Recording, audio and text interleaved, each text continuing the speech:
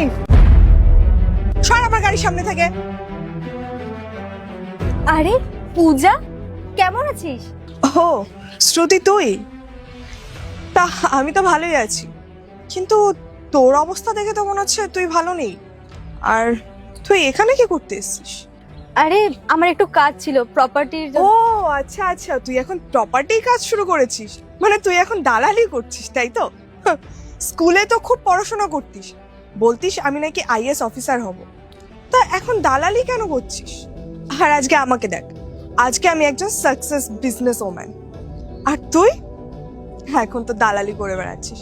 আর এটা আমার বয়ফ্রেন্ড, ওর মাসিক বেতন কত জানিস? 5 লাখ টাকা। তুই তো কোনোদিন এগুলো চোখেও দেখিসনি এত টাকা। জানো প্রীতিশ, ও স্কুলে থাকতে এত পড়াশোনা করতো আর বলতো ও নাকি আইএস অফিসার হবে, কিন্তু দেখো আজকে ও কোথায়, আমি কোথায়।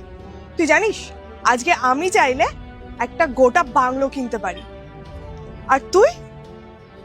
আচ্ছা তুই চাইলে কিন্তু আমি তোকে কিছু টাকা ধারও দিতে পারি।